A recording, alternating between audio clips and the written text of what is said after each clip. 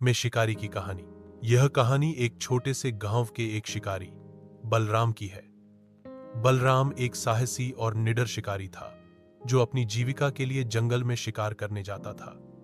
वह कई सालों से जंगल में शिकार कर रहा था, लेकिन उसके मन में कभी भी यह सवाल नहीं उठा था कि क्या वह जंगल के पारिस्थितिकी तंत्र को नुकसान पहुंचा रहा है या नहीं। वह केवल अपना काम करता और अपने जीवन को पूरी तरह से जीने की कोशिश करता। जंगल में एक नया अनुभव। एक दिन बलराम को जंगल में शिकार करने के लिए एक नया इलाका दिखा। यह इलाका बहुत घना और अज्ञात था। उसने अपने साथियों से सुना था कि यहाँ कुछ विशेष प्रकार के जानवर रहते हैं जो शायद पहले कभी नहीं देखे गए थे। बलराम ने इसे एक अवसर के रूप में देखा और उसने वहां शिकार करने का निर्णय लिया। जंगल में घुसते ही उसने महसूस किया कि वातावरण कुछ अलग था। यह जगह असामान्य रूप से शांत थी। कोई चिरपिंग नहीं, कोई जानवरों की आवाज नहीं, बस एक अजीब सी खामोशी थी।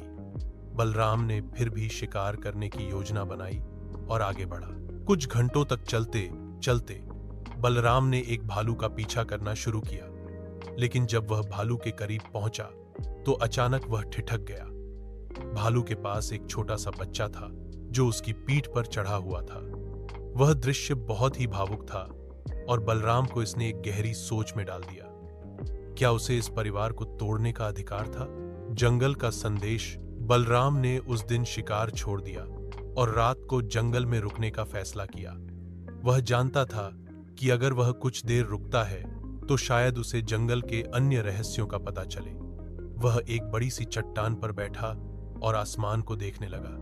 तभी उसके पास एक वृद्ध आदमी आया जो उसी इलाके में वर्षों से रहता था। वह आदमी जस